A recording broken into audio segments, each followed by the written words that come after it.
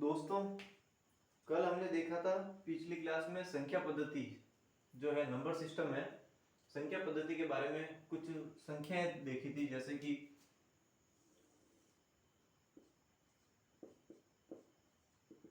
ये सारी संख्याएं थी प्राकृत संख्याएं, फिर ये वाली सारी संख्याएं थी पूर्ण संख्याएं,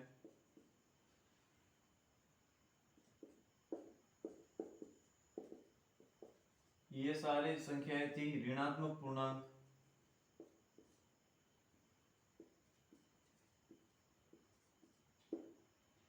ये सारे थे, ये वाले थे धनात्मक पूर्णांक,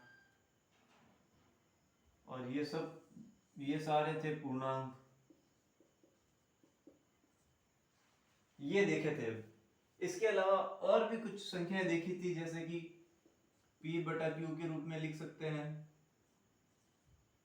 जिसमें q is not equal to 0 हो। ये परिमेय संख्याएं हमने देखी थी। ओके फ्रेंड्स, ये सारी संख्याएं जो है हमने पिछली क्लासेस में देखी थी। ये जितनी भी संख्याएं हैं उनके अलावा और भी कुछ संख्याएं हैं, उनको हम अब आगे नेक्स्ट देखेंगे। जैसे कि ये परिमेय संख्या तक तो हमारे कंप्लीट हो गया था। अब आगे हम नेक्स्ट देखेंगे और कौन कौन सी संख्याएं हैं जिनको हम किन किन नाम से पुकारा जाता है, उनको किन किन नाम से पुकारते हैं, हम उन संख्याओं के बारे में देखेंगे। तो परिमेय संख्या के बाद में अब हम नेक्स्ट देखेंगे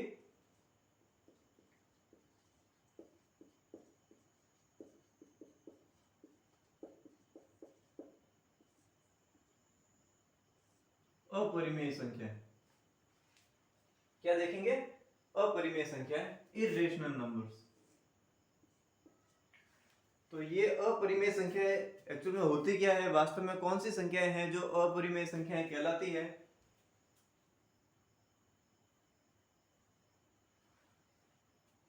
तो देखिए, संख्या रेखा पर ऐसी संख्याएं भी हो सकती है जो परिमेय संख्याएं नहीं होती है। परिमेय संख्याएं हमने पिछली क्लास में देखा था। तो संख्या रेखा पर ऐसी रेखाएं भी होती है जो परिमेय संख्याएं नहीं होती है, परिमेय संख्याएं नहीं होती है। अब इस चैप्टर में जो है आज हम देखेंगे इन जो परिमेय संख्याएं नहीं होती है उन संख्याओं को अपरिमेय संख्याएं कहते हैं, और वो कौन कौन सी होती है। अभी तक हमने जिन जिन संख्याओं की चर्चा की थी उसमें था प्राकृत संख्याएं, पूर्ण संख्याएं, पूर्णांक, इसके अलावा परिमेय संख्याएं। परिमेय संख्याएं वे संख्याएं होती है जो p बटा q के रूप में होती है या p बटा q के रूप की रही है, और p और q कोई पूर्णांक है और q is not equal to 0, q 0 के बराबर नहीं है। ये तो अभी तक देखा।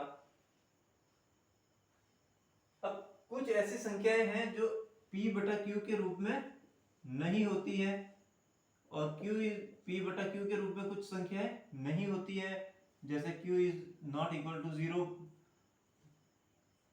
ये जो परिमेय संख्याएं हैं जिनको p बटा q के रूप में लिखते हैं, तो कुछ संख्या ऐसी होती है जो p बटा q के रूप में नहीं होती है, या फिर कुछ संख्या ऐसी होती है जो p बटा q के रूप में होती है लेकिन q 0 हो गया। तो इस प्रकार की संख्याओं के बारे में हम नेक्स्ट चर्चा करेंगे। तो उसके बारे में हम कुछ देखते हैं कि अपरिमेय संख्याओं के बारे में थोड़ी सी जानकारी लेते हैं कि अपरिमेय संख्या वास्तव में। तो ये इसके बारे में, अपरिमेय संख्याओं की खोज के बारे में थोड़ा देखते हैं। तो 400 ईसा पूर्व, जो 400 ईसा पूर्व की बात है, ईसा पूर्व को हम सामान्य युग पूर्व भी कहते हैं, सामान्य युग पूर्व भी कहते हैं। ठीक है, ये 400 ईसा पूर्व के करीब की बात है। और ग्रीक के जो है, ग्रीस विशेषज्ञ थे, ग्रीस के जो विशेषज्ञ थे जिसको हम मैथमेटिशियन कहते हैं, जो ग्रीस के जो विशेषज्ञ थे या ग्रीस के जो गणितज्ञ थे, और ये फिलोसोफर भी थे, दार्शनिक भी थे, जिनका नाम था पाइथागोरस।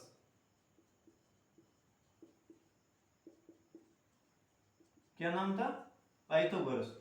जो 400 ईसा पूर्व या 400 सामान्य युग पूर्व ग्रीस के प्रसिद्ध गणितज्ञ थे और फिलोसोफर जो दार्शनिक थे, जिनका नाम था पाइथागोरस। उन पाइथागोरस के कुछ फॉलोअर थे, जो अनुयायी थे। उन फॉलोअर्स फॉलोवर्स या फिर अनुयायी, जो उनके अनुयायी थे, उन अनुयायियों में से उन अनुयायियों ने कुछ संख्याओं के बारे में पता लगाया था और वो इस प्रकार की संख्याएं थी जो परिमेय संख्या हैं। इन संख्याओं को अपरिमेय संख्या नाम दिया। जो ये फॉलोअर्स थे पाइथागोरस के, जो अनुयायी थे, उन्होंने कुछ संख्याओं के बारे में पता लगाया जो कुछ इस प्रकार की संख्याएं थी, अपरिमेय संख्याएं थी, और उन्होंने उसका नाम अपरिमेय संख्या दिया। ठीक है, और वो सारी संख्या अपरिमेय संख्या कहलाती हैं, और इंग्लिश में इसको कहते हैं इर्रेशनल नंबर्स।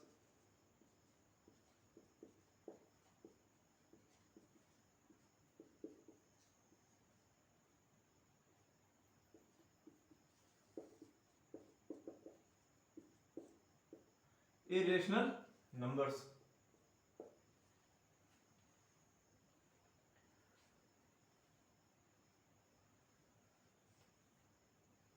तो पाइथागोरस के अनुयायियों ने कुछ संख्याओं की खोज की थी जिनको अपरिमेय संख्या नाम दिया, अपरिमेय संख्या या फिर इरेशनल नंबर कहा, क्योंकि उन्होंने कहा कि जितने भी हमने संख्या रेखा पर देखे थे, पूर्णांक देखे थे, इनको हम p बटा q के रूप में लिख सकते हैं। तो ये तो सारे हो गए परिमेय, सारी परिमेय संख्या हो गई पूर्णांक। तो उन्होंने, जो फॉलोअर्स थे पाइथागोरस के, जो अनुयायी थे, उन्होंने कुछ संख्या बताई और उन्होंने कहा कि जो ये पूर्णांक है, जो ये परिमेय संख्या है, ये पूर्णांकों को अनुपात के रूप में लिखा और ये परिमेय संख्या कहलाई। लेकिन कुछ और ऐसे भी हैं, ऐसे भी कुछ और पूर्णांक है जिनको हम परिमेय संख्याओं के रूप में नहीं लिखते, p बटा q के रूप में नहीं लिखा जा सकता। और उन्होंने इस तरीके से बताया कि जो ये अपरिमेय संख्या होती है, ये अपरिमेय संख्या पूर्णांक p और q दोनों पूर्णांक है, ऊपर और नीचे वाली संख्या पूर्णांक है। तो इन दोनों पूर्णांकों को p बटा q के रूप में नहीं लिखा जा सकता, अनुपात के रूप में नहीं लिखा जा सकता। और पाइथागोरस का एक अनुयायी था, ये जितने भी फॉलोवर्स थे उनमें से एक फॉलोवर था, अनुयायी था एक, जिसका नाम है क्रोटोन। क्या नाम है? क्रोटोन। सॉरी, क्रोटोन एक जगह का नाम है और हिपाक्स उसका नाम है।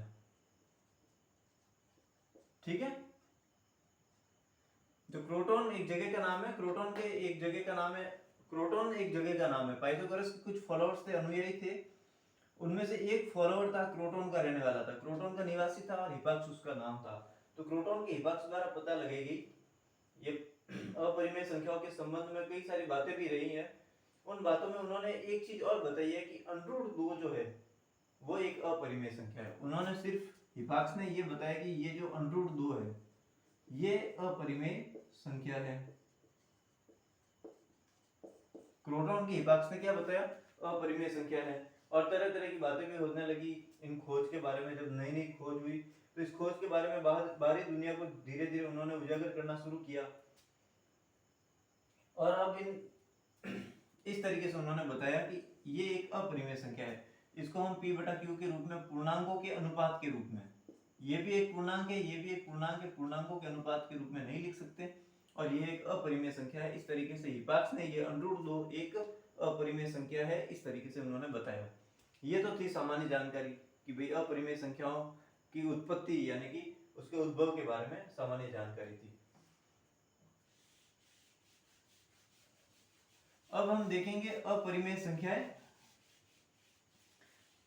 जैसे कि हमने पिछली क्लास में देखा था, पिछली क्लास में क्या देखा था? मान लीजिए कोई संख्या r है, ये r परिमेय संख्या है और ये परिमेय संख्या है। तो ये परिमेय संख्या r परिमेय संख्या रेशनल नंबर कब होगी? जब इसको p बटा q के रूप में लिख सकते हैं और q is not equal to 0 हो। ये तो हमने पिछली क्लास में देखा। अपरिमेय संख्या, अब हम देखेंगे अपरिमेय संख्या। ये पिछली क्लास में देखा था परिमेय संख्या के बारे में। अब हम देखेंगे अपरिमेय संख्या। तो मान लीजिए कोई संख्या s है, मान लीजिए कोई संख्या s है और मान लीजिए कोई संख्या s है। अगर कोई संख्या s को अपरिमेय संख्या यानी कि इर्रेशनल नंबर, संख्या s को अपरिमेय संख्या या इर्रेशनल नंबर कहा जाता है। कब कहा जाएगा? यदि इसे p बटा q के रूप में, p बटा q के रूप में नहीं, p बटा q के रूप में नहीं लिखा जा सकता हो या फिर p बटा q के रूप में न लिखा जा सकता हो, और जहां पे p और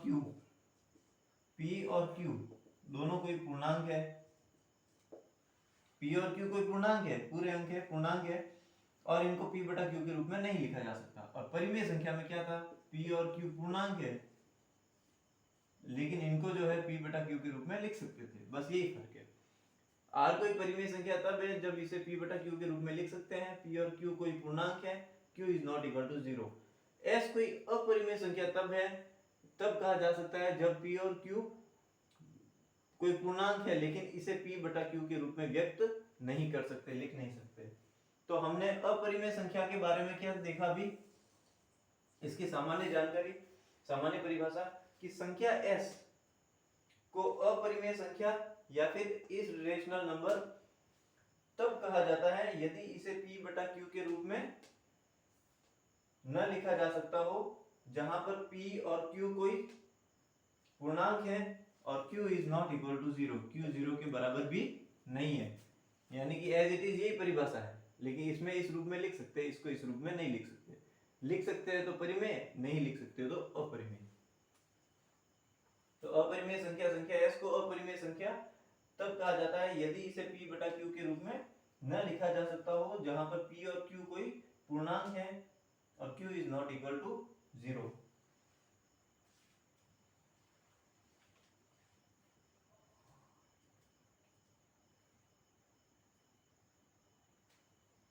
हो गया, ये इसकी सामान्य परिभाषा थी अपरिमेय संख्या की। ये तो था पिछली क्लास का परिमेय संख्या की परिभाषा। ये है अपरिमेय संख्या जो इसकी परिभाषा है, जो अब हम देख रहे हैं।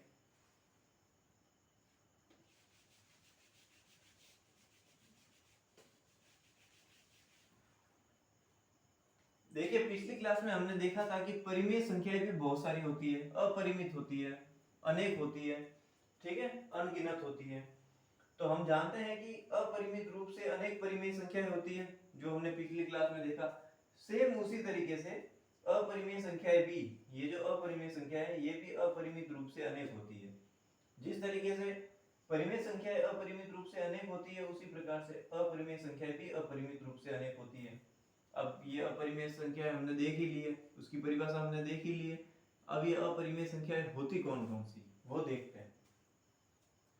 अपरिमेय संख्याओं में सबसे पहले देखते हैं जितनी भी अनरूट की संख्या है, रूट की संख्या है, जैसे √2, √3, √5, ये जितनी भी अनरूट की संख्या है, √2, √3, √5, √15, इस तरीके से।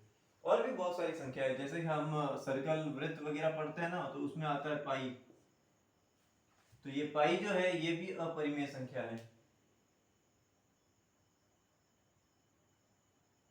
फिर इसके अलावा और भी संख्याएं जो पॉइंटों में आती है, जो अपरिमित रूप से चलती है, जैसे कि 0.10, 10, 11 0, 111 0, 1111 0, इस तरीके से ये चलती रहेगी। तो इस तरीके से ये जो संख्या चल रही है, तो ये भी अपरिमेय संख्याएं हैं। तो कौन कौन सी अपरिमेय संख्याएं हैं, √2, √3, √5, √15, यानी रूट वाली जितनी भी संख्याएं अपरिमेय संख्याएं हैं। इसके अलावा पाई भी अपरिमेय संख्या है। फिर 0.10, 11 0, 111 0, 1111 0, और इस तरीके से ये चलती रहेगी, जो शांत नहीं होगी। तो इस तरीके की संख्याएं भी अपरिमेय संख्याएं हैं।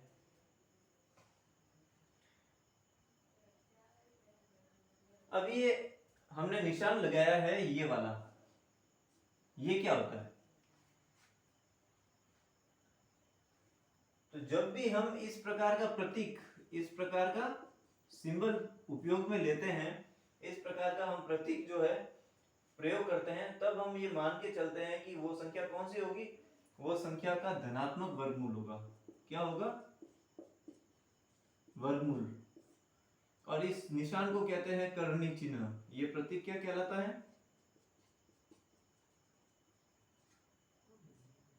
कर्णी चिन्ह। और ये धनात्मक वर्गमूल होता है।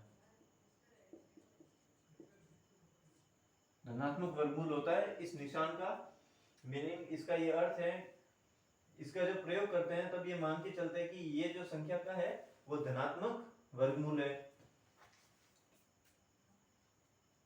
धनात्मक वर्गमूल जैसे कि मैं, आप देखिए ये कोई संख्या लिखी हुई है 4 और ये इस करनी चिन्ह में अनुरूप में, तो इसके मान +2 भी होते हैं और -2 भी होते हैं, दोनों मान होते हैं। यानी कि 4 को लिखते हैं 2 × 2, और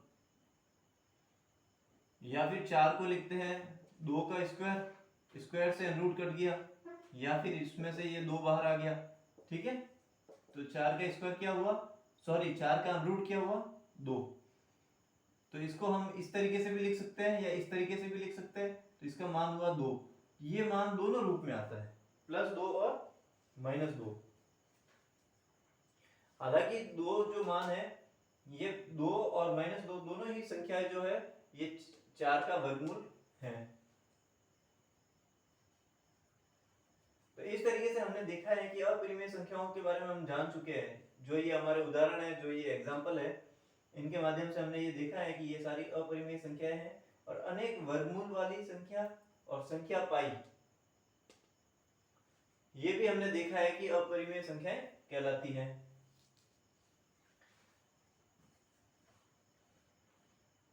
ओके, इसको साफ कर देते हैं, इसको हटा देते हैं।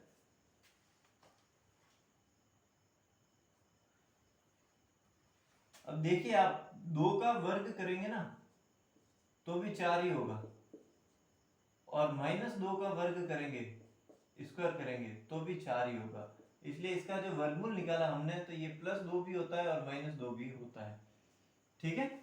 तो ये करनी चिन्ह जिसको हम रूट कहते हैं, ये धनात्मक वर्गमूल का साइन है, इसका निशान है, इसका प्रतीक चिन्ह है अगर किसी का वर्गमूल लेना हो।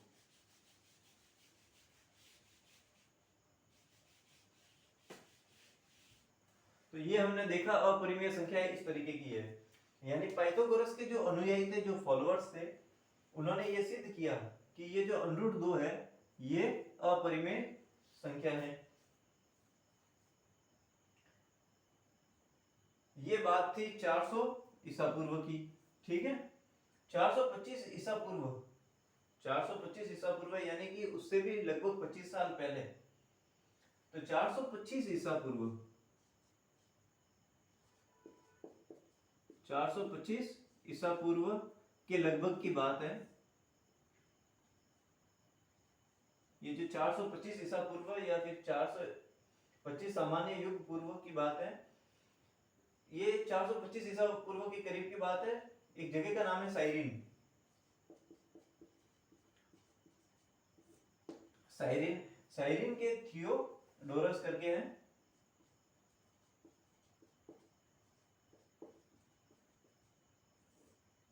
साइरिन के एक विशेषज्ञ थे, गणितज्ञ थे, जिनका नाम है थियोडोरस। उन्होंने ये दर्शाया, उन्होंने क्या दर्शाया, उन्होंने ये दर्शाया कि √3, फिर √5, ये कॉमा लगाना है बीच में, अलग अलग संख्या है, √3 हो गया, √5 हो गया, √6 हो गया, √7 हो गया, √10 हो गया, यानी √ वाली संख्या है।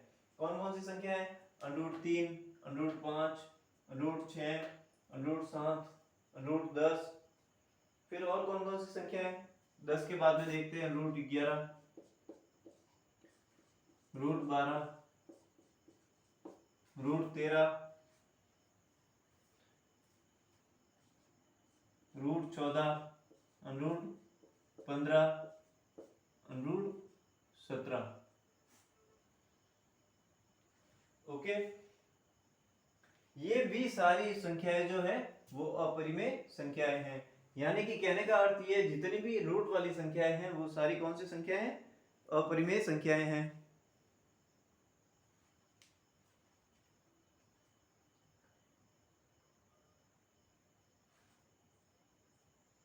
अब ये अपरिमेय संख्याएं हैं तो क्यों हैं, वो सब अब नेक्स्ट आगे आगे की क्लासेस में है, लेकिन फिलहाल समझने के लिए ये है कि ये जितनी भी संख्याएं हैं जो रूट वाली है, अपने पाई वाली है, या फिर इस तरीके की संख्याएं जो है अनंत अनंत अपने आगे से आगे चलती रह रही है, नॉन डिवाइडेबल है, तो इस तरीके की सारी संख्याएं जो है अपरिमेय संख्याएं हैं। इनकी जो इररेशनलिटी है, इस इररेशनल नंबर्स की इररेशनलिटी यानी कि अपरिमेयता जो है आगे की नेक्स्ट क्लासेस में देखा जाएगा। और रही बात इसकी पाई की, जो हमने पाई लिखा है, इसका संबंध हजारों वर्षों से अलग अलग संस्कृतियां भी इससे परिचित रही है, लेकिन 1700 ईस्वी के लास्ट के बात है, 1700 ईस्वी के अंत तक जो है लैम्बर्ट, कौन है,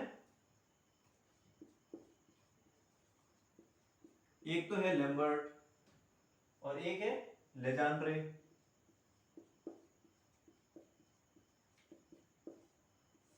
ये दो जने हैं, लैम्बर्ट और लेजांड्रे ने, इन्होंने सिद्ध किया था कि ये जो पाई है ये भी एक अपरिमेय संख्या है।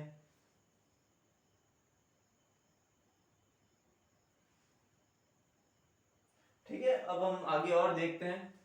लैम्बर्ट और लेजांड्रे ने जो है पाई के बारे में बताया कि ये अपरिमेय संख्या है।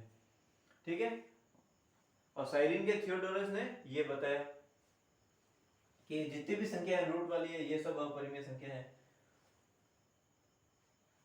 और क्रोटोन के हिपाक्स ने तो सिर्फ अंडरूट 2 के बारे में बताया कि ये अपरिमेय संख्या है। इस तरीके से हमने ये देखा है कि अपरिमेय संख्याएं कौन कौन सी है, वो ये सारी अपरिमेय संख्याएं हैं।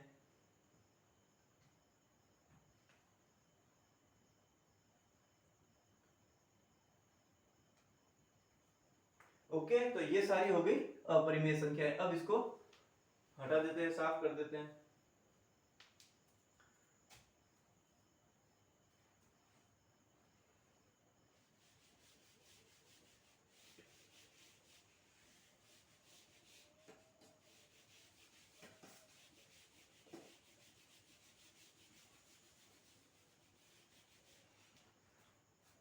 देखिए दोस्तों, ये संख्या रेखा है,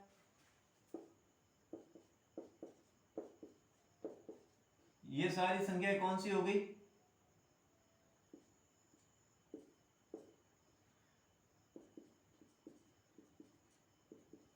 ये सारी संख्याएं हो गई कौन सी संख्याएं, प्राकृत संख्या। और ये सारी संख्याएं कौन सी हो गई, पूर्ण संख्या। ये हमने देख रखे हैं।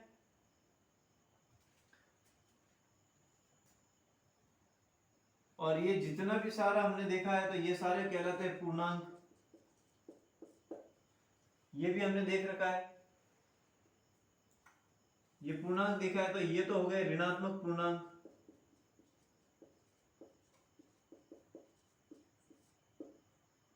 ये तो हो गया ऋणात्मक पूर्णांक, और ये हो गए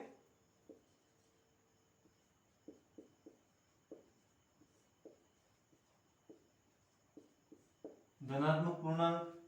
ये सारे पूर्णांक है, तो ये तो हो गए ऋणात्मक पूर्णांक, ये हो गए धनात्मक पूर्णांक, ये होगी प्राकृत संख्या है, ये होगी पूर्ण संख्या है, ये होगी धनात्मक संख्या है, ये होगी ऋणात्मक संख्या है। ये सारी परिमेय संख्याएं थी, हमने देखा था जितने भी पूर्णांक है वो सब परिमेय संख्याएं हैं। फिर इनके अलावा पूर्णांकों के अलावा और भी परिमेय संख्याएं हैं, वो भी हमने देखा, जिनको p बटा q के रूप में लिखा था। ठीक है, और वे संख्याएं जो p बटा q के रूप में नहीं लिख सकते वो हो गई अपरिमेय संख्याएं। अभी तक ये सब देखा है, p बटा q के रूप में लिख सकते वो तो थी परिमेय, और जिनको p बटा q के रूप में नहीं लिख सकते थे उनको कहते थे अपरिमेय। ओके, तो अभी तक तो ये सारी संख्याएं हमने देखी थी। अब हम देखते हैं कि वास्तव में इतनी सारी संख्याएं हमने जितनी भी देखी है, तो वास्तव में संख्याएं है कौन सी, हम जो संख्याएं कहते हैं वो संख्याएं होती कौन सी है। तो अब हम नेक्स्ट आगे जो चर्चा करेंगे वो सारी चर्चाएं वो करेंगे हम वास्तविक संख्याओं के बारे में। कौन सी संख्याओं के बारे में,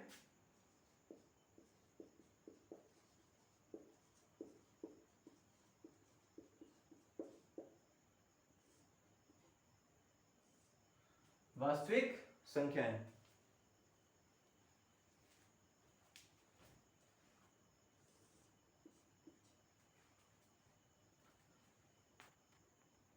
तो दोस्तों अब हम आगे कौन सी संख्या देखेंगे? वास्तविक संख्या। इंग्लिश में कहते हैं इनको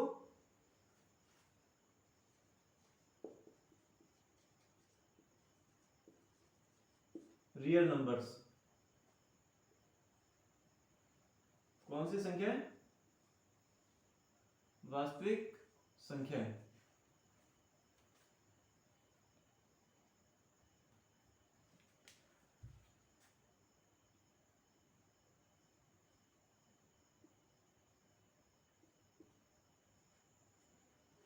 ओके, तो अभी तक तो जो संख्या देखी थी वो हमने सारी देख रखी है कि अब इन और कौन कौन सी संख्याएं बची है जितनी हमने पहले देखी थी, तो उनके सिवाय अब और कौन सी भी कोई सी भी संख्याएं नहीं बची है। इसलिए अब हम क्या करते हैं कि जितनी भी परिमेय संख्याएं थी, जो हमने परिमेय संख्या ली थी, हमने देखा था सारे पूर्णांक परिमेय संख्याएं हैं।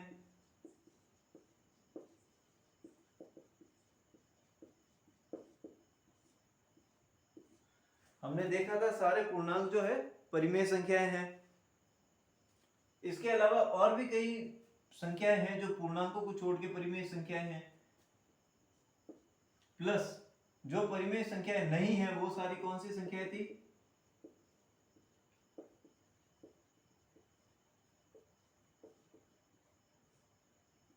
अपरिमेय संख्याएं थी।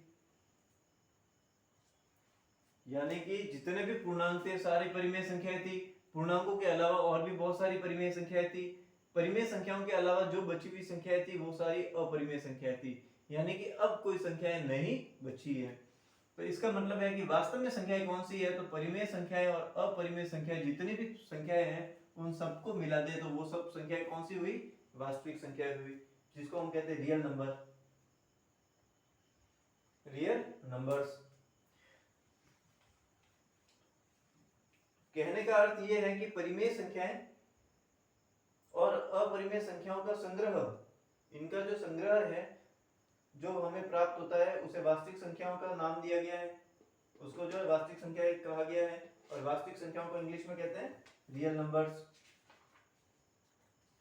और ये जो वास्तविक संख्या है इसको कैपिटल आर से प्रदर्शित करते हैं। ठीक है, हमने देखा था रेशनल नंबर परिमेय संख्याओं को हमने कैपिटल आर से प्रदर्शित नहीं किया था। ठीक है, अब वास्तव में देखा जाए तो कैपिटल आर से प्रदर्शित करते हैं हम रियल नंबर को। किसको? रियल नंबर को प्रदर्शित करते हैं कैपिटल आर से।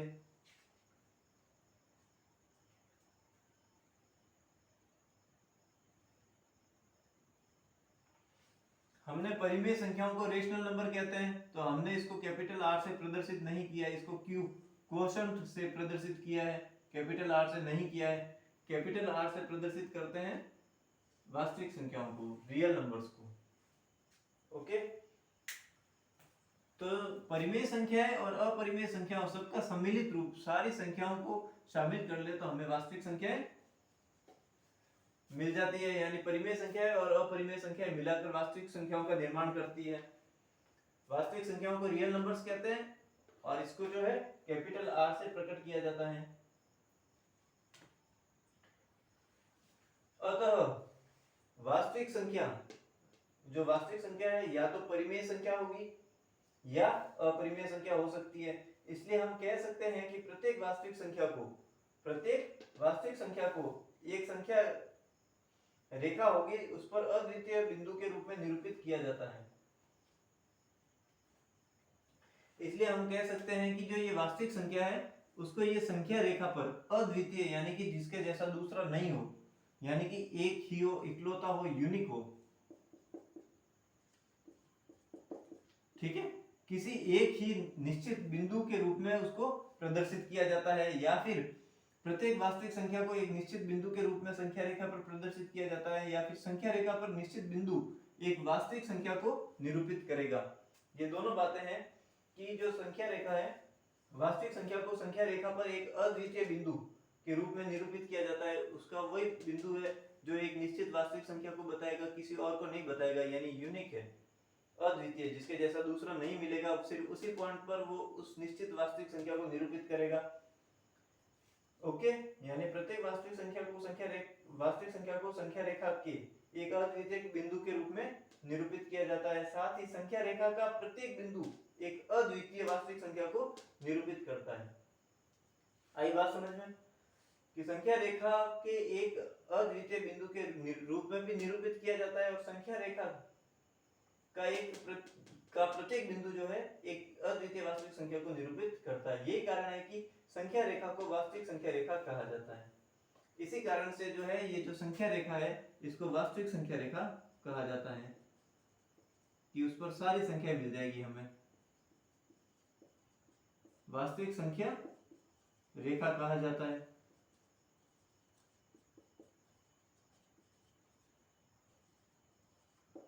ओके, रियल नंबर लाइन कहा जाता है। इस कारण कहा जाता है क्योंकि संख्या रेखा पर एक निश्चित बिंदु एक निश्चित वास्तविक संख्या रेखा को प्रदर्शित करता है या निरूपित करता है, या एक निश्चित वास्तविक संख्या रेखा एक निश्चित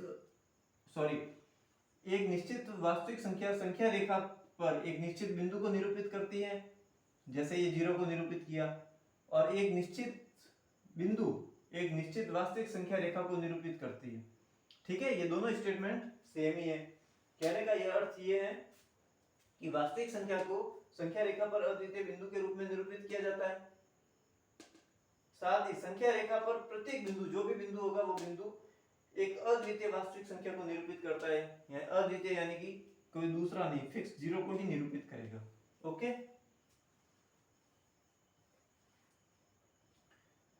अब आगे नेक्स्ट।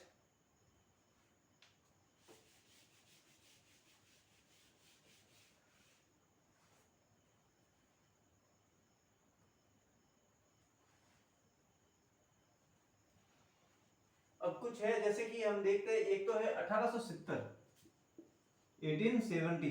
1870 की बात है, 1870 ईस्वी की बात है। तो 1870 ईस्वी में दो जर्मन गणितज्ञ थे। कौन थे?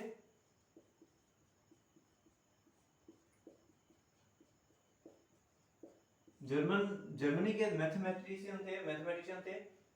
दो जने थे, एक का तो नाम था कैंटर और एक का नाम था डेडेकिंड।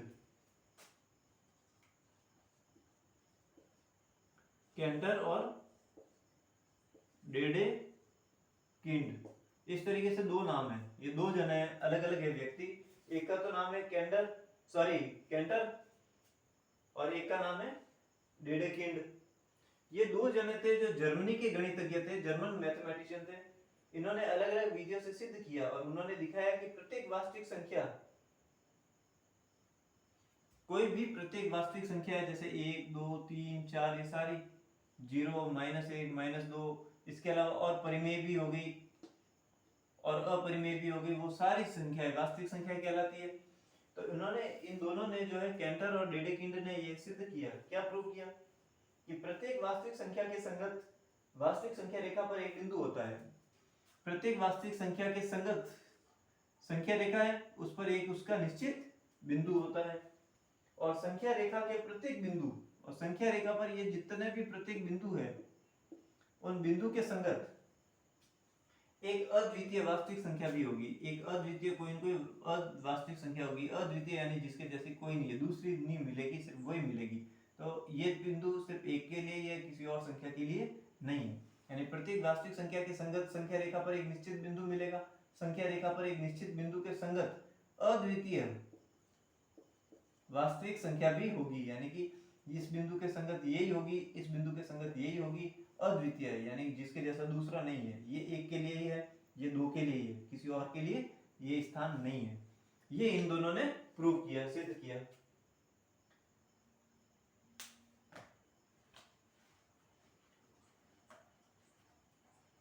अब हम आगे देखते हैं।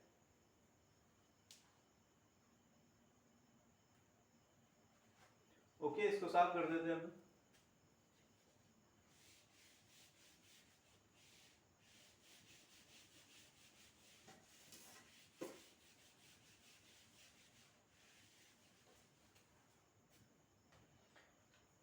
अब आगे हम एक एग्जांपल लेते हैं, उदाहरण लेते हैं।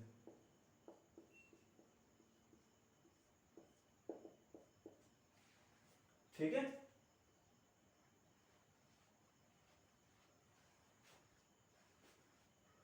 कि ये जो संख्या रेखा है, इस संख्या रेखा पर √2 का निर्धारण करना है कि ये जो है संख्या रेखा पर √2 हमें कहां मिलेगा। संख्या रेखा पर √2 का स्थान हमें निर्धारित करना है या निरूपित करना है। संख्या रेखा पर √2 का स्थान जो है हमें निर्धारण करना है, या फिर स्थान को हमें निर्धारित करना है, या स्थान को हमें निरूपित करना है कि ये जो संख्या रेखा है इस पर √2 कहां पे मिलेगा। अभी तक तो हमने देखा था, यहां से स्टार्ट कर रहे हैं 0 से, ये आ गया 1, ये आ गया 2, इधर आ गया -1, इस तरीके से देख रहे थे। √2 कहां पर है, तो ये हमें इसका स्थान हमें देखना है कि वास्तव में √2 कौन सी जगह है। तो ये हम √2 का स्थान हमें निर्धारित करने के लिए हम क्या करते हैं कि ये तो आसानी से सरलता से देखा जा सकता है कि अलग अलग यूनानियों ने जो है √2 का पता तो लगाया होगा, ठीक है। एकक यानी कि कोई भी इकाई या फिर कोई भी मात्रक हो सकता है, ठीक है। आप कोई भी एकक ले लो, कोई भी मात्रक ले लो, या कोई भी इकाई ले लो, उस हिसाब से हमें चलना पड़ेगा कि कोई भी एकक या मात्रक की लंबाई की भुजा वाला हम वर्ग लेते हैं। क्या लेते हैं? वर्ग लेते हैं, और उस वर्ग का नाम दे देते हैं।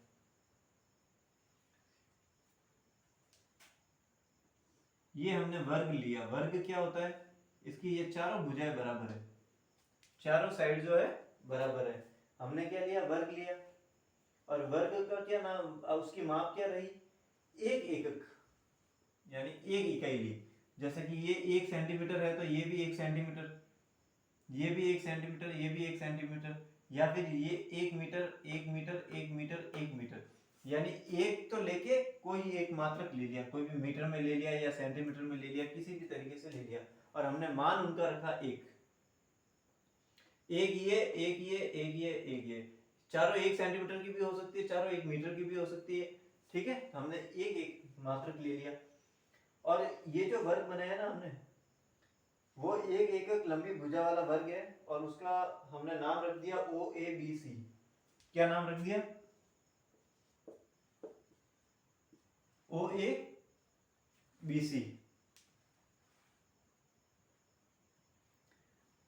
अब हम क्या करते हैं कि अब हम इसका एक विकर्ण खींचते हैं। विकर्ण का मतलब होता है कि आमने सामने वाली भुजाओं को मिला रहे, ठीक है। तो ये हमें पता है 1 है, ये भी हमें पता है 1 है, तो ये क्या होगा? तो ये हम सिद्ध करेंगे पाइथागोरस से।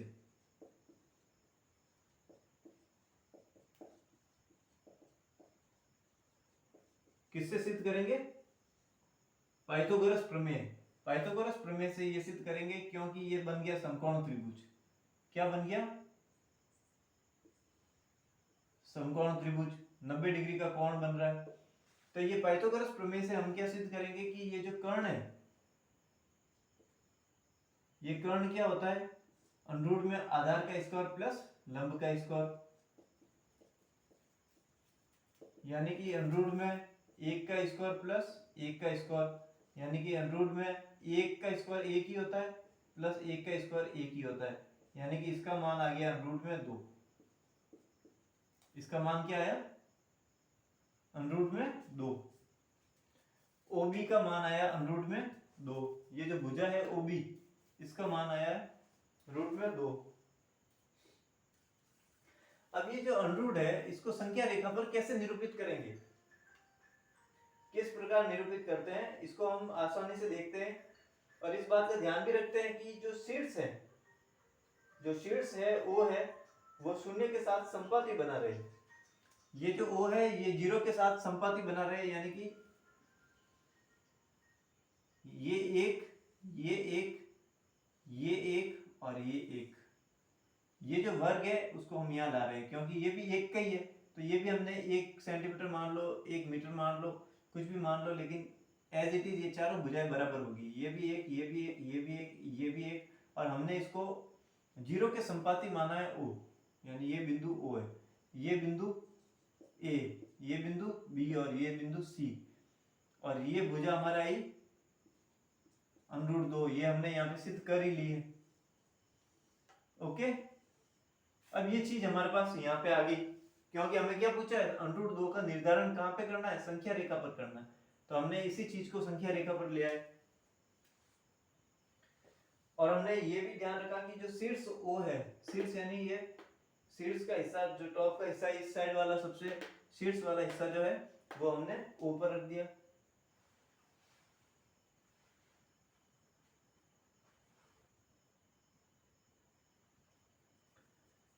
अब इसमें O और B क्या है, OB ये √2 है।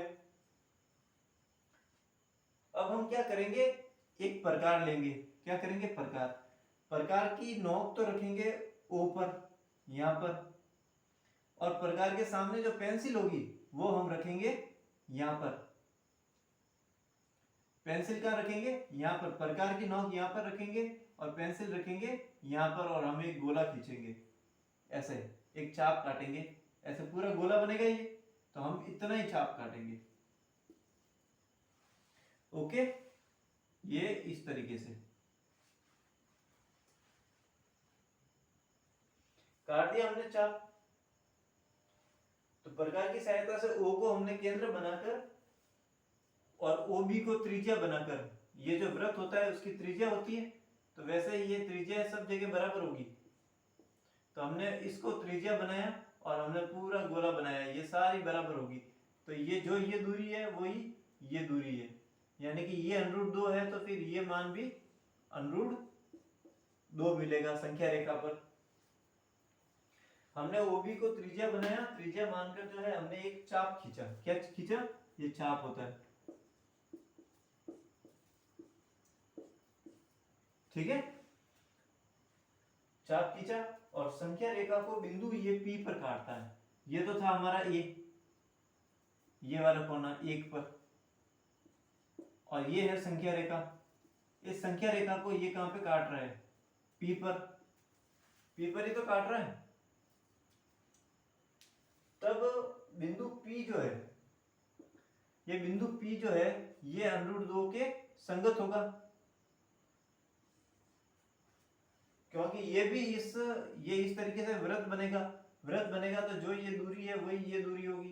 तो ये √2 है, तो ये OP भी क्या हो गया, √2 हो गया O से P तक। यानी कि संख्या को बिंदु P पर काटता है, O को केंद्र बनाया, और संख्या रेखा को बिंदु P पर काटता है। तब बिंदु P जो है संख्या रेखा पर, बिंदु P जो है संख्या रेखा पर √2 के संगत होगा, यानी कि ये √2 होगा, ये वाला पॉइंट, ये वाला। तो हमें सवाल में, क्वेश्चन में क्या पूछ रखा था कि √2 का निर्धारण हमें क्या करना है, संख्या रेखा पर। तो कर दिया संख्या रेखा पर। संख्या रेखा पर √2 का स्थान निर्धारण करना, संख्या रेखा पर √2 का स्थान निर्धारण कीजिए या फिर स्थान को निरूपित कीजिए। तो ये हमने निरूपित कर दिया। ओके,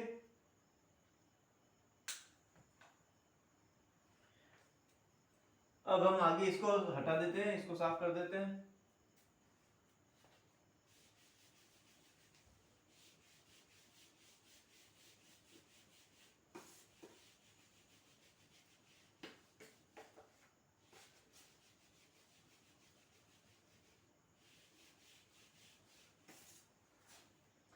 अब हम अगला उदाहरण लेते हैं, अगला नेक्स्ट जो है एग्जांपल लेते हैं, अगला उदाहरण लेते हैं।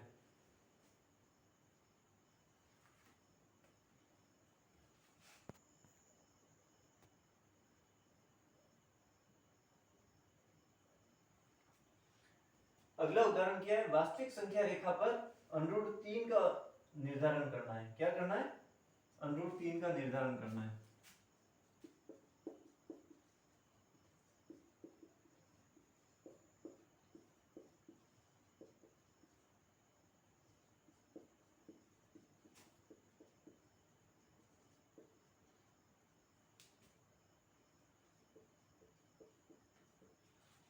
वास्तविक संख्या रेखा पर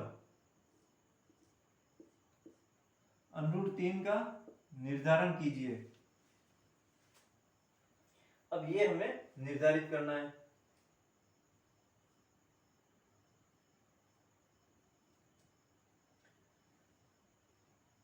अब हम क्या करते हैं कि हमने जो पिछला वाला क्वेश्चन किया था, इससे जस्ट पहले जो सवाल किया था, वो हमने क्या किया था कि ये वास्तविक संख्या रेखा है, ये 0 है, ये 1 है, तो यहाँ पे हमने वर्ग बनाया था, ये O, ये A, ये B और C, ये बनाया था, और ये हमने निकाला था ये भी 1, ये भी 1, तो ये क्या हुआ √2।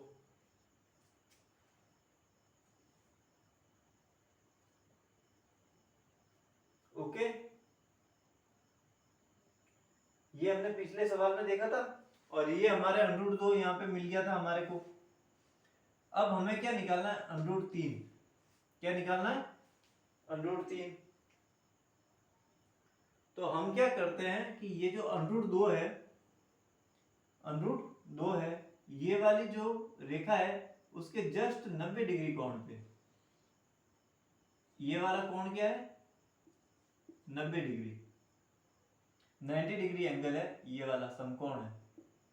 ओके, यहां से लगाकर यहां तक ये 90 डिग्री खींचा, और 90 डिग्री पर हमने क्या किया, एक जो ये भुजा है एक एज इट इज हमने 1 सेंटीमीटर या 1 मीटर जो है आगे किया उसको। ठीक है, तो हम मान लेते हैं कि ये एक कितना होगा, इतना होगा, तो ये इतना हो गया, ये एक इतना ही होगा। हम क्या करते हैं, यहाँ पे ये लाइन खींच देते हैं और ये मिला देते हैं। ओके, ये बात तो आ गई समझ में। अब कैसे किया हमने ये देखिए, मैं इसको ऐसे बता रहा हूं, ये हो गया 90 डिग्री। ओके, 90 डिग्री हो गया। ठीक है, अब हम सी को हटा देते हैं, ये हमारा डी पॉइंट आ गया। ठीक है, हमें इस त्रिभुज से मतलब है, तो ये हो गया ए, ये हो गया बी, और ये हो गया डी। हमारे को ये त्रिभुज मिल गया। 90 डिग्री के सामने वाली भुजा कौन सी हुई, कर्ण। ये हमें पता है कि ये एक है, ये एक है, और ये भी एक है, तो इसके बराबर ही एक भुजा 1 सेंटीमीटर हो या 1 मीटर हो हमने खींच ली। ये हमें पता है √2 है ना।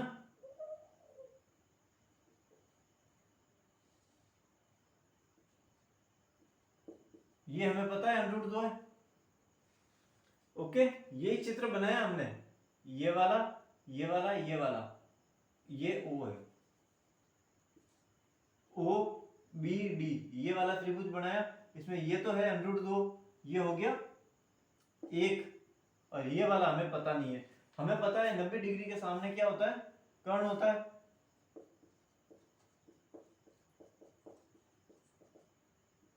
पाइथागोरस प्रमेय लगा रहे हैं हम इसमें। पाइथागोरस प्रमेय क्या होती है कि जो ये k यानी कर्ण, कर्ण हो क्या होता है, अंडरूट में आधार का स्क्वायर प्लस लंब का स्क्वायर। तो आधार हमारे पास क्या है, k का मान क्या होगा, अंडरूट लिख दिया, फिर आधार क्या है 2, अंडरूट में 2, ये तो हमारे पास आधार है। हमें क्या चाहिए, इसका स्क्वायर चाहिए, तो घात 2 से अंडरूट कट गया, तो ये तो हो गया 2। फिर लंब हमारे पास क्या है, प्लस का प्लस, लंब हमारे पास क्या है 1, 1 का स्क्वायर करेंगे तो 1 इंटू 1 1, यानी कि हमारे पास k का मान आ गया अंडरूट में 2 और 1 3, यानी कि ये कर्ण को k बोला हमने, इसको आधार बोला, इसको लंब बोला। आधार हमारे पास था √2, इसका वर्ग कर दिया 2 बन गया, लंब 1 था उसका वर्ग कर दिया 1 का वर्ग 1, यानी कि अब हमारे पास कर्ण का मान क्या आया √3। हमें ये चाहिए था √3, इसलिए हमने इतना सब कुछ किया। ठीक है, हमारे पास ये चीज आ गई, ये मान पूरा क्या आया √3। हमें ये पता है कि मान लीजिए ये कोई पॉइंट है, बिंदु है, इसको हम केंद्र बना रहे हैं, यानी सेंटर बना रहे हैं, और यहाँ से हम प्रकार से गोला खींचेंगे, सॉरी वृत्त खींचेंगे, तो ये वृत्त इस तरह से बनेगा। तो ये दूरी, ये दूरी, ये सब बराबर होगी, सब उस वृत्त की त्रिज्या होगी। तो हम प्रकार की नोक यहाँ रखेंगे, और √3 है, ये √3 है, तो यहाँ पर पेंसिल रखेंगे और यहाँ पे प्रकार रखेंगे, यहाँ पर तो प्रकार रखेंगे, यहाँ पर पेंसिल रखेंगे, और ऐसे एक ऐसे खींचेंगे चाप, ये पूरा यू वृत्त बनेगा और ये सारा √3 आएगा। तो जो ये √3 है वो √3 यहाँ पे है। आई बात समझ में? √3 हमें यहाँ पर मिलेगा, ये तो एक तो है ही है, √3 हमें यहाँ पर मिलेगा। और ये कोई पॉइंट मान लेते हैं जैसे कि Q, ठीक है, ये हमारे पास आ गया √3। और ये वाला चाप √2 वाला हमने पहले सवाल में किया था, जो P आया था, P वाली दूरी तो है √2, जो पिछले सवाल में किया था। ये हमने किया है Q वाली दूरी, ये आएगी √3, ठीक है। P वाला हमारा पिछला सवाल था, इससे पहले वाला, और ये वाला हमें √3 ज्ञात करना है संख्या रेखा पर। तो ये O और Q दूरी जो है, O और Q, O से लगाकर Q के बीच ये √3 आएगी, ये संख्या रेखा पर मिल गई। इससे पहले पिछला क्वेश्चन था, उसमें OP था, O से लगाकर P तक, यहाँ से खींचा था √2, तो ये √2 आई, और यहाँ से खींचा है जो वो Q पे मिला, ये √3 आई। आई बात समझ में? तो ये √3 हमें यहाँ मिला। तो OB जो है, O और B वाला पॉइंट ये था। इस OB पर जो है हमने एक एकक लंबाई वाली BD भुजा खींची थी, इसकी रचना कर दी। पाइथागोरस प्रमेय का हमने प्रयोग किया और हमने OD निकाली। OD क्या होता है? कर्ण होता है। तो कर्ण निकाला, क्या आया हमारे पास? √3। प्रकार की सहायता से हमने O को केंद्र बनाया और OD को त्रिज्या बनाया। इसको त्रिज्या बना के ये त्रिज्या होती है, ये सब जगह बराबर होती है। तो एक O को केंद्र बना के, D को त्रिज्या बना के हमने एक चाप त्रिज्या मानकर एक चाप खींचा, जो संख्या रेखा पर, ये जो हमारी संख्या रेखा है, इस संख्या रेखा पर Q पर काटता है। और Q जो है ये √3 के संगत है, ये भी √3 है, तो उसी के संगत ही चलेगा, साथ साथ ही चलेगा। तो Q जो है √3 के संगत है। ओके,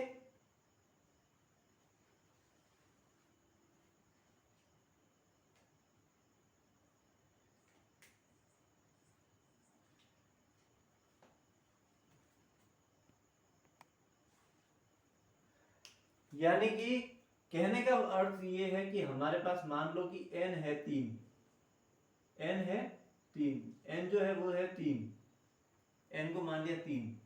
अगर हमारे पास, हमने पहले क्या निकाला था? √2 निकाला था, तो √ में n-1 यानी √ में 3 - 1 यानी कि √2 मिला था हमें।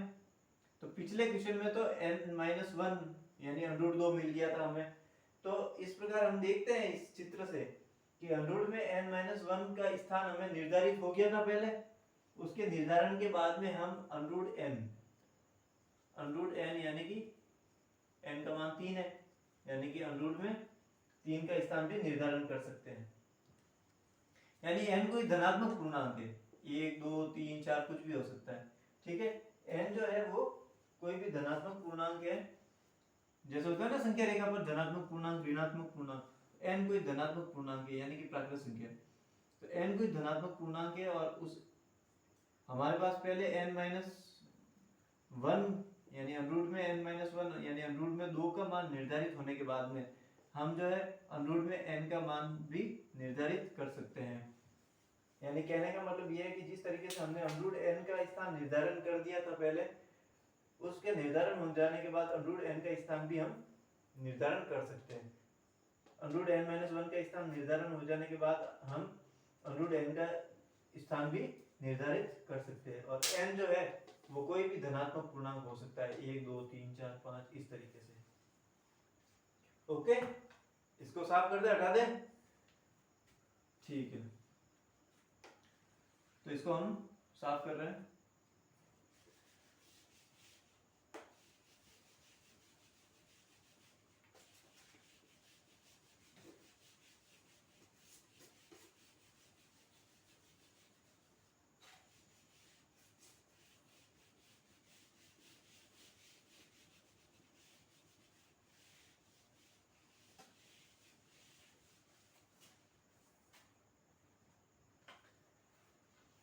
अब हम देखते हैं दोस्तों प्रश्नावली।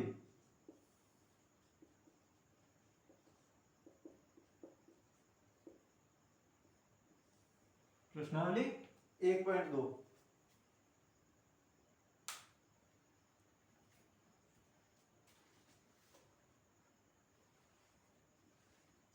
अब हम देखते हैं प्रश्नावली 1.2।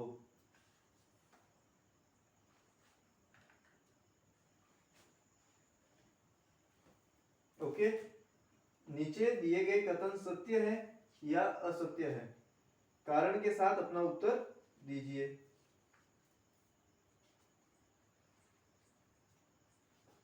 अब कारण के साथ जो है इसका उत्तर हमें देना है। कारण यानी रीजन भी बताना हमें कि उसका आंसर ऐसा क्यों हुआ। ओके, यानी कि state whether the following statements are true और false, justify your answers. Okay, उसमें है पहला, ठीक है, पहले का पहला, फर्स्ट का फर्स्ट है। ये जो पहला है हमें क्या दे रखा है कि नीचे दिए गए कथन है, उन कथन सत्य या असत्य है, कारण के साथ अपना उत्तर दीजिए। यानी कि state whether the following statements are true और फॉल्स, जस्टिफाई योर आंसर्स।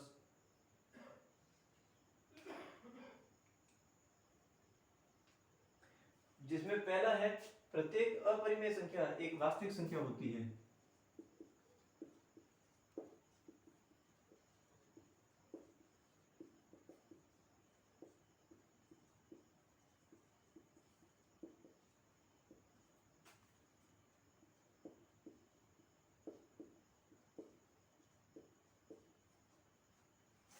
प्रत्येक अपरिमेय संख्या एक वास्तविक संख्या होती है। ठीक है, इंग्लिश मीडियम वाले देखेंगे इस क्वेश्चन को, इंग्लिश में क्या लिखा है। इंग्लिश मीडियम वाले देखेंगे every irrational numbers, every irrational number is a real number. यानी प्रत्येक अपरिमेय संख्या एक वास्तविक संख्या होती है। Every irrational number is a real number. तो हम क्या देखेंगे, क्या अपरिमेय संख्या एक वास्तविक संख्या होती है। हमने क्या देखा था कि वास्तविक संख्या जो है वो सारी परिमेय संख्या है और सारी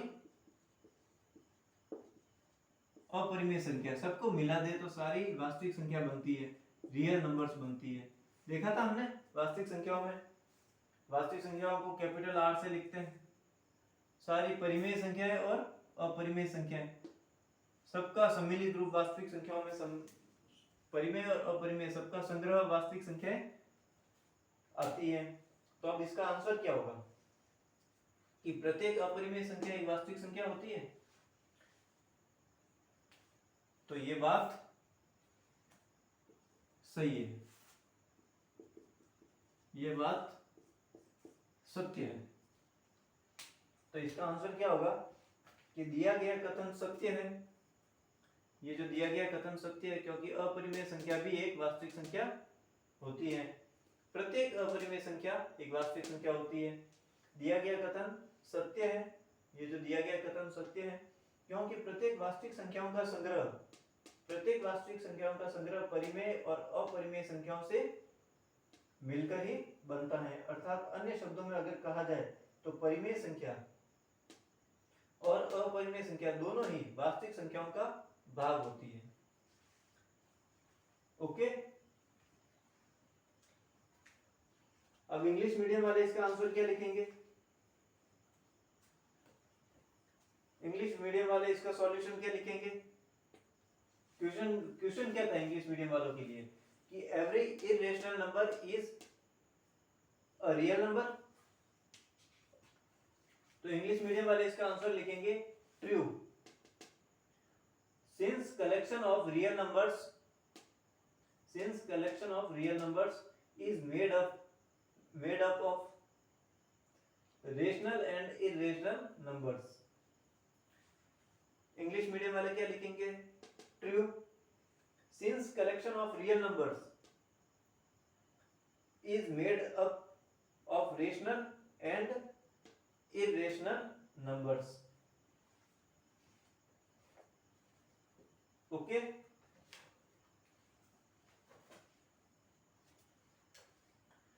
अब इसको हटा दें, इसको साफ कर दें।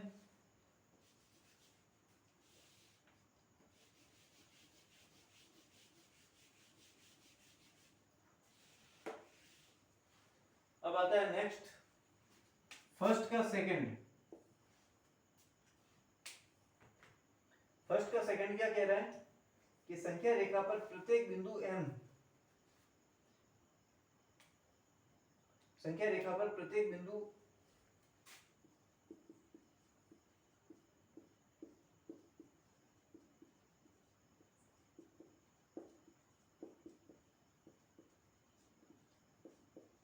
√ m, क्या लिखा हुआ है, संख्या रेखा पर प्रत्येक बिंदु √ m के रूप का होता है।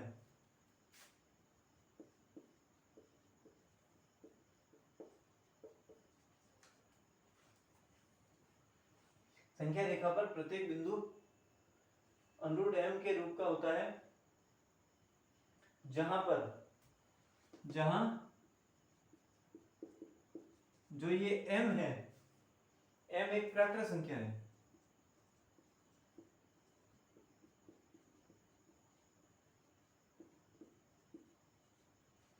ओके, कहने का अर्थ ये है कि संख्या रेखा पर हम देखें तो जो भी प्रत्येक बिंदु हमें मिलेगा वो √ m के रूप का होगा, √ m के रूप का होता है, जहां पर ये जो √ के अंदर जो संख्या m है वो एक प्राकृत संख्या है। प्राकृत संख्या का मतलब 1 2 3 कुछ भी हो सकती है, नेचुरल नंबर। ओके, तो क्या ये स्टेटमेंट सही है, क्या ये कथन सत्य है? तो पहली चीज तो ये कि हमने जो संख्या रेखा पर जितनी भी संख्याएं देखी थी वो 0 भी थी, 1 भी थी, 2 भी थी, -1 भी थी, -2 भी थी। उसमें हमने कुछ संख्याएं थी तो एक छाप काट के हमने यहाँ पे √2 मिल गई, ठीक है, √m, और m कोई पूर्णांक प्राकृत संख्या है तो सही बात है, प्राकृत संख्या है 2 है, यानी कि एक संख्या हमें यहाँ मिली, एक छाप हमने यहाँ काटा था तो यहाँ पर मिला था √3, यहाँ पर भी m कोई एक प्राकृत संख्या नेचुरल नंबर है तो m जो √ के अंदर संख्या है तो √ के अंदर √3 मिल गया। तो हमने देखा कि ये तो संख्याएं हमने चाप काटा जो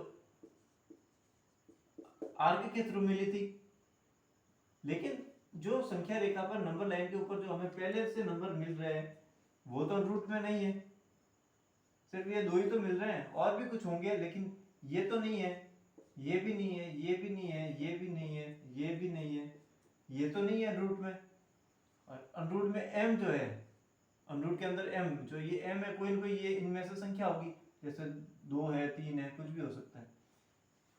कहने का मतलब ये कि जो ये संख्या रेखा है, नंबर लाइन है, उसका प्रत्येक बिंदु, एवरी पॉइंट की बात कर रहा है, वो √ m के रूप का होता है। एवरी पॉइंट √ m के रूप का होता है, जिसमें √ में जो नंबर होगा, जो संख्या होगी वो एक प्राकृत संख्या होगी, इनमें से कोई ना कोई होगी। क्या ये स्टेटमेंट सही है? यानी हिंदी मीडियम वालों के लिए संख्या रेखा पर प्रत्येक बिंदु √ m के रूप का होता है, जहां पर m जो है एक प्राकृत संख्या है। ये हिंदी मीडियम वालों का क्वेश्चन था। अब इंग्लिश मीडियम वालों के लिए ये क्वेश्चन क्या है? तो इंग्लिश मीडियम वालों के लिए ये क्वेश्चन है, every point on the number line, every point on the number line is of the form √m, is of the form √m, where m is a natural number. Okay, तो अब इसका जो है सॉल्यूशन क्या होगा? इसके solution की अगर हम बात करें तो सॉल्यूशन क्या होगा? तो एवरी पॉइंट की बात कर रहा है, प्रत्येक बिंदु, प्रत्येक बिंदु कोई √ के रूप में थोड़ी है, कुछ एक बिंदु है जो मिल रहे हैं, प्रत्येक बिंदु तो नहीं है। तो ये जो स्टेटमेंट है, ये जो कथन है वो असत्य है, यानी रॉन्ग है। क्या है? रॉन्ग है।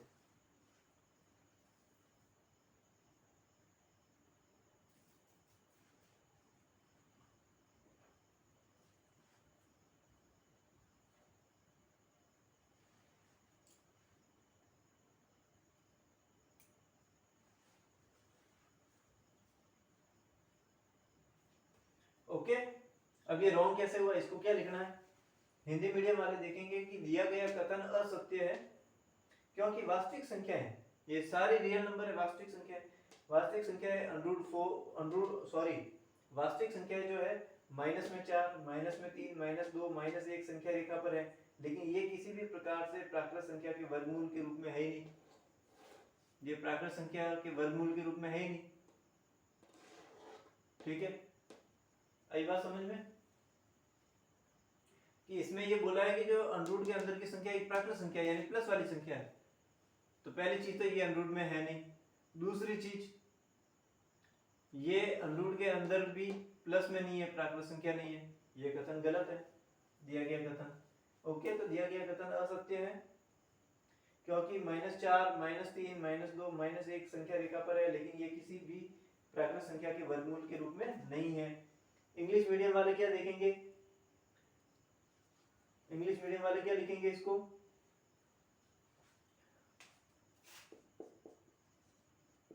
false since numbers like 5/3, -3, -5/9 etc. are not of the form √m. Okay,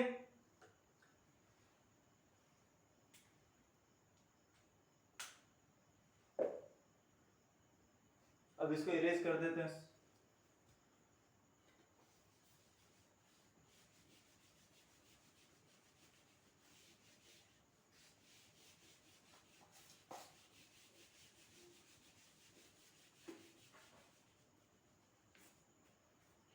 अब देखते हैं पहले का तीसरा, फर्स्ट का थर्ड। तीसरा क्या कह रहा है कि प्रत्येक वास्तविक संख्या एक अपरिमेय संख्या होती है।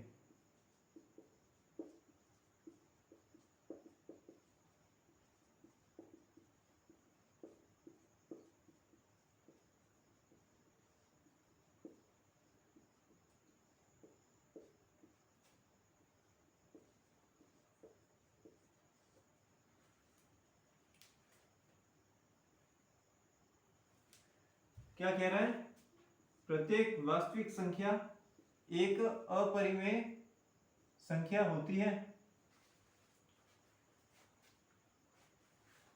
तो हमें यह पता है कि जो वास्तविक संख्या होती है वो सारी परिमेय और अपरिमेय, वास्तविक संख्या परिमेय और अपरिमेय संख्या सारी संख्याओं को मिलकर बनती है वास्तविक संख्या। तो इसने कहा प्रत्येक वास्तविक संख्या, एवरी रियल नंबर, प्रत्येक वास्तविक संख्या जो है एक अपरिमेय संख्या होती है। सिर्फ अपरिमेय की बात कर रहा है, परिमेय को इसने छोड़ ही दिया, लेकिन हम जानते हैं कि परिमेय और अपरिमेय मिला के सबका संग्रह वास्तविक संख्या होता है। ठीक है, वास्तविक संख्या है बराबर परिमेय संख्या प्लस अपरिमेय संख्या। तो क्या ये दिया गया कथन जो है सत्य है? तो पहली चीज तो ये है गलत। क्या है? गलत। तो हिंदी मीडियम वाले लिखेंगे दिया गया कथन असत्य है क्योंकि वास्तविक संख्याओं का संग्रह में परिमेय एवं अपरिमेय दोनों संख्याएं होती है, अतः परिमेय संख्याएं वास्तविक संख्याएं होते हुए भी अपरिमेय संख्याएं नहीं हो सकती है। परिमेय संख्याएं वास्तविक संख्याएं तो है, लेकिन ये अपरिमेय नहीं है क्योंकि वास्तविक संख्या परिमेय और अपरिमेय सब मिलके बन रही है। तो परिमेय संख्या वास्तविक संख्या है लेकिन अपरिमेय नहीं है। ओके, तो हिंदी मीडियम वाले लिखेंगे दिया गया कथन असत्य है क्योंकि वास्तविक संख्याओं के संग्रह में परिमेय और अपरिमेय संख्या दोनों होती है, अतः परिमेय संख्याएं जो है वास्तविक संख्याएं होते हुए भी अपरिमेय संख्याएं नहीं हो सकती। अब इंग्लिश मीडियम वाले लिखेंगे false, rational numbers are also real numbers. Rational numbers are also real numbers. English medium वालों के लिए ये क्वेश्चन क्या था कि every real number is an irrational number. तो इसका सॉल्यूशन है false, rational numbers are also real numbers. Okay, तो 1.2 एक्सरसाइज का एक क्वेश्चन कंप्लीट हुआ है जिसके 3 पार्ट थे, 3 भाग थे। बाकी देखेंगे हम नेक्स्ट क्लास में।